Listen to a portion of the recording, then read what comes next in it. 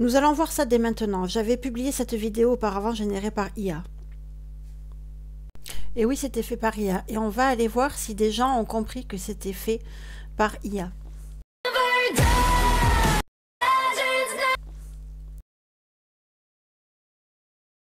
Et un Boeing 737 décolle de Jakarta.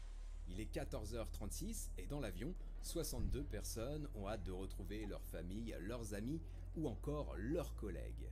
Mais voilà, 4 minutes plus tard, tout part en vrille. Le système qui gère les moteurs se dérègle. L'avion commence à pencher, mais dans le cockpit, bizarrement, les pilotes sont plutôt tranquilles. Ils font rien, ils laissent faire la machine en qui ils ont totalement confiance. Sauf que voilà, l'avion, lui, il continue de pencher et à 14h40, il s'écrase. Il se crache en pleine mer et forcément dans ces conditions, il n'y a aucun survivant. La cause de ce drame porte un nom, c'est le biais d'automatisation. C'est la confiance aveugle que nous avons dans la technologie. Si la machine le dit, c'est que c'est vrai. Si la machine a fait ça, c'est que c'était forcément la chose à faire. La machine agit alors comme une drogue qui procure un effet de facilité et de soulagement. Elle nous rend accros au fait de ne plus avoir à penser. Cette drogue, elle nous anesthésie le cerveau. Et aujourd'hui, il y a une drogue très forte qui circule, c'est l'intelligence artificielle, et ses effets sont incroyables. Elle donne la sensation d'être invincible, de pouvoir tout faire, tout comprendre, de pouvoir travailler plus vite et mieux que les autres. Mais comme vous le savez, chaque drogue a des effets secondaires. Et avec l'IA, ils sont plutôt violents. Alors dans cette vidéo, nous allons voir comment les outils d'IA comme ChatGPT nous bousillent le cerveau et surtout comment l'en empêcher. Bon alors, on dit qu'on est l'espèce la plus intelligente sur Terre. Je sais que c'est pas tous les jours flagrant, mais c'est grâce à notre cerveau d'élite. Un cerveau qui pense, qui réfléchit et qui crée. La réflexion et la créativité sont les deux forces du cerveau humain. Sauf que cette machine incroyable, elle a un défaut. Elle a un gros poil dans la main. Bon alors ici, je voulais ajouter un extrait de film pour illustrer le gros poil dans la main du cerveau. Mais j'ai pas les droits et j'ai pas envie de me faire striker la chaîne. Si je vous dis je tire une balle dans la tête à la main, est-ce que vous avez la ref? Dites-moi. Donc le cerveau, c'est une grosse feignasse, et c'est pas moi qui le dis, c'est la science. En 1984, deux psychologues, Fiske et Taylor, ont lancé la théorie de la paresse cognitive. Elles ont étudié le cerveau et elles ont vu qu'il avait des ressources limitées et que du coup, il fait tout pour économiser de l'énergie en prenant des raccourcis. C'est ce que le prix Nobel, Daniel Kahneman, appelle le système 1. En gros, notre cerveau, il a deux modes. Le mode économie d'énergie, rapide, intuitif, c'est ça le système 1. Et il a le mode ultime, plus réfléchi, analytique, mais forcément qui demande beaucoup d'énergie. Et lui, le glandeur, il va préférer choisir le système 1. Petit test rapide, vous allez voir. Voici une énigme, essayez d'y répondre.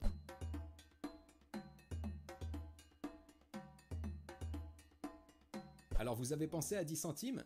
Vous êtes sûr de vous? Eh ben c'est pas ça. Vous vous êtes fait avoir, c'est votre cerveau qui a activé le système 1 au lieu d'activer le système 2. Et la bonne réponse, c'est 5 centimes, vous pouvez vérifier. Votre cerveau vient de prendre un raccourci et il le fait tout le temps. C'est ce qu'on appelle le délestage cognitif. Et on le fait depuis toujours. Une liste de courses, un post-it, une alarme. Sauf qu'aujourd'hui, avec les nouvelles technologies, le cerveau commence à abuser.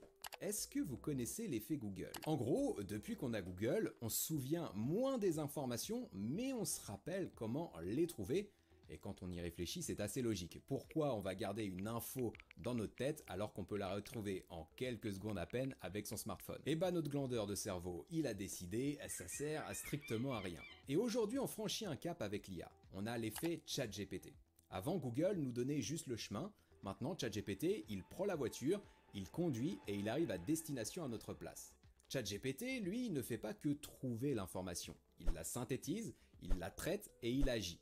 Et là, notre cerveau, il en profite. Il se met en mode veille et on devient plus con. Mais vraiment plus con, et j'exagère pas. Là aussi, c'est documenté par la science, c'est ce qu'on appelle l'atrophie cognitive. En gros, il faut voir le cerveau comme un muscle. Plus on l'utilise, plus il a d'abdos. Par contre, si on ne l'utilise pas, il devient, comme moi, il commence à avoir un bide à bière. Pour faire simple, le cerveau, il a des muscles pour penser, mémoriser, décider. Et moins on entraîne ces muscles, moins ils sont performants. Et si on délègue tout à l'intelligence artificielle, on perd totalement l'habitude de réfléchir. Le MIT a fait une étude intéressante sur le sujet. Quand on compare des groupes qui travaillent avec Google ou avec ChatGPT, le résultat est incroyable. Le groupe ChatGPT a une activité cérébrale beaucoup plus faible. Ils sont plus rapides, mais par contre, leur cerveau est éteint. Dans l'étude du MIT, le but c'était que les participants rédigent des rapports qui seraient notés par des profs. Et c'est le groupe ChatGPT qui a rédigé les meilleurs écrits. Mais voilà, quand on leur a demandé de citer des phrases de ce rapport, eh bien ils en étaient incapables. Pourquoi? Eh bien parce qu'avec ChatGPT, ils ont fait moins d'efforts, leur cerveau s'est moins musclé, moins échauffé, et donc il a moins retenu ce qu'il a écrit. Donc en gros, à court terme, on gagne en efficacité avec l'intelligence artificielle, mais à long terme, eh bien on perd en intelligence. Et c'est pareil pour la créativité. L'IA, c'est un super outil pour créer. Moi, je le vois tous les jours avec mes vidéos YouTube. Avant, quand j'avais le syndrome de la feuille blanche, je galérais des heures pour essayer de trouver des idées. Maintenant tout ça c'est terminé, je vais lancer ChatGPT et en quelques secondes je vais avoir des idées à foison. Mais là aussi, il y a une étude de l'université de Toronto qui est intéressante. Ils ont pris deux groupes, un groupe avec IA et un groupe sans IA. Le groupe IA a généré plus d'idées plus vite, donc ça c'est plutôt cool. Sauf qu'après, on leur a retiré l'intelligence artificielle, et là, tout a changé. Ils sont devenus moins créatifs que le groupe qui n'a jamais utilisé l'IA. Leur cerveau était déjà devenu dépendant, comme des mecs qui pourraient fumer avant de faire une disserte de philo, et là je pense que si vous cherchez dans vos souvenirs, vous aurez sans doute des noms en tête. Bref, il y a un autre danger, c'est que si tout le monde commence à utiliser l'intelligence artificielle pour trouver des idées, on va tous finir par penser pareil, par créer pareil, et là, adieu l'innovation et l'originalité. Donc oui, l'IA nous rend plus cons et moins créatifs, mais le pire c'est qu'elle a aussi le pouvoir de nous flinguer le moral et la motivation. Et c'est ça qu'on va voir maintenant. Bon alors je suis ennuyé parce que je voulais vraiment vous faire la meilleure vidéo de la planète avec celle-ci sur ce sujet qui me tient vraiment à cœur. Mais voilà, vous le voyez sans doute à ma tête, j'ai une tête de mort. Ça fait 4 jours que j'ai 39 de fièvre, que je suis cloué au lit, j'essaye de faire ce que je peux. Mais ça devient très compliqué et j'ai envie de vous sortir rapidement la vidéo. Donc à partir de maintenant, il y aura moins de montage, moins de rush d'illustration, moins d'effets sonores. Mais sur le fond, elle sera tout autant captivante. Donc je vous laisse la regarder, j'espère qu'elle vous plaira. Et m'en tenez pas rigueur s'il y a moins de montage à partir de maintenant. Voilà, bon visionnage. Donc on vient de le voir, à force de déléguer, notre cerveau devient moins bon. Mais c'est que la première partie du problème. Parce que pendant que notre cerveau est en mode sieste, l'IA, elle dort pas. Au contraire, elle a appris à exploiter nos plus grandes failles psychologiques. Et la première, c'est notre confiance aveugle. Rappelez-vous, on en a parlé dans l'introduction avec le crash d'avion. Ce phénomène a un nom, c'est le biais d'automatisation. On a tendance à faire confiance trop facilement à la machine, on se dit c'est bon, c'est un ordinateur, il peut pas se tromper. Et c'est là qu'on se fait avoir. L'exemple le plus parlant, c'est l'histoire de cet avocat à New York qu'on a déjà vu dans la vidéo qui s'affiche en haut à droite de l'écran et qui sera en lien dans la description. Allez voir cette vidéo si c'est pas encore fait parce que c'est assez incroyable. En gros, dans un procès, on a un avocat qui a demandé à ChatGPT de lui trouver des affaires pour constituer son dossier. ChatGPT lui a pondu une liste de 6 procès avec des noms, des dates, des conclusions, un travail nickel. Ouais, sauf qu'en fait, tout était faux. Tout. ChatGPT avait tout inventé. Le pire dans tout ça, c'est que l'avocat, qui est quand même payé une blinde pour vérifier ses sources, a tout gobé sans se poser de questions. Pourquoi? Parce que le texte avait l'air propre, bien écrit, il avait l'air vrai.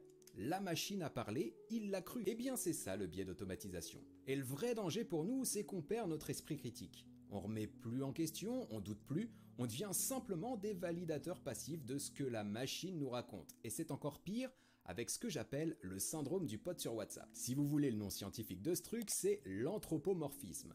L'anthropomorphisme, ça veut dire qu'on a tendance à humaniser des objets ou des animaux. C'est pour ça qu'on parle à notre chat, ou qu'on insulte notre ordinateur quand il rame, ou le pied de table quand il cogne notre orteil. Et ça fait mal.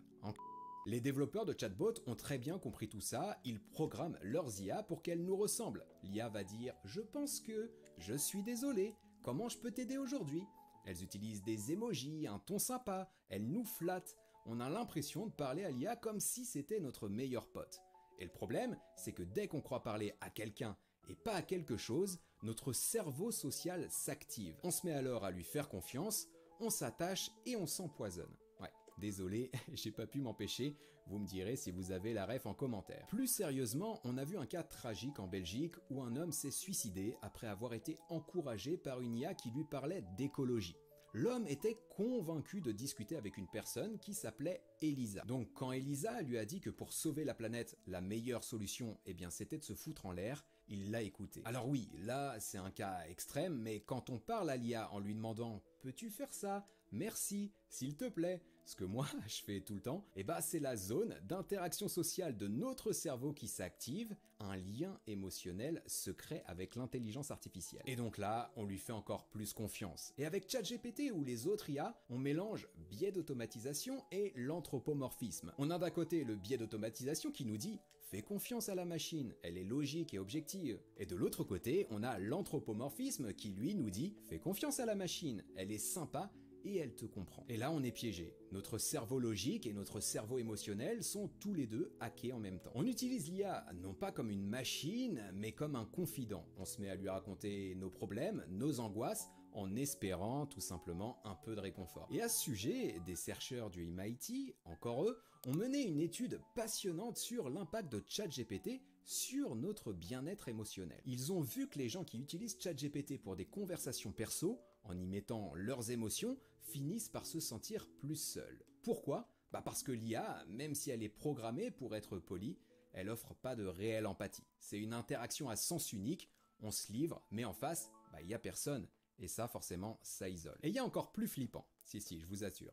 L'étude montre que même si on utilise ChatGPT que dans son boulot, on risque quand même de développer une dépendance émotionnelle. C'est tout le paradoxe de l'IA. On l'utilise pour être plus efficace et on finit par devenir accro, comme pour une drogue. Et cette dépendance, elle est encore plus forte chez les personnes qui ont déjà une tendance à l'anxiété. L'IA devient une sorte de partenaire social parfait.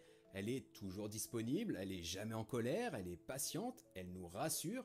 C'est un partenaire tellement parfait qu'il rend les relations humaines, qui sont déjà quand même assez compliquées, encore plus difficiles à gérer. Donc le bilan, eh bien c'est celui-là. En cherchant du réconfort auprès de la machine, on se sent plus seul. Et en cherchant de l'efficacité, on devient dépendant. Et là, on voit bien le cercle vicieux qui peut nous amener à l'isolement, voire carrément à la dépression. On remplace la complexité des liens humains par la facilité d'une relation avec la machine. Et à ce jeu-là, eh bien, c'est notre santé mentale qu'en prend un coup. Et toutes les études montrent que c'est pire pour les cerveaux en développement, le cerveau des enfants. Et là, quand je vois que ChatGPT arrive dans des Barbies, je sais pas ce que vous en pensez, mais moi ça me fait quand même un peu flipper. Bref, vous croyez avoir tout vu ? Eh bien non, en plus de nous rendre plus bêtes, moins créatifs et plus malheureux, l'IA s'occupe même de ce qu'on aime et de ce qu'on n'aime pas. J'ai un exemple frappant. On aime de moins en moins les formats longs. Les films, les vidéos, les émissions, la chaîne de Ludo. Pourquoi ? Parce que l'IA sur les réseaux sociaux veut nous rendre accros et nous pousse vers les formats courts pour délivrer un max de dopamine. Plus on enchaîne les contenus, plus on reçoit de shots de dopamine et plus on scrolle. On est comme des junkies, notre cerveau adore ça et en redemande tout le temps. Et le résultat, notre capacité de concentration s'effondre, on devient incapable de faire des activités longues qui ne procurent pas de récompense immédiate. Notre cerveau, en plus d'être déjà feignant, devient impatient. On a tous du mal à rester vissé sur le canapé en regardant un film sans sortir son téléphone.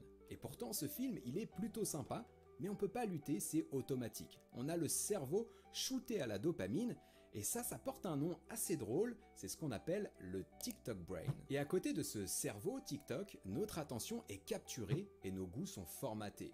L'IA est devenue notre DJ personnel, notre critique de cinéma, notre guide de voyage.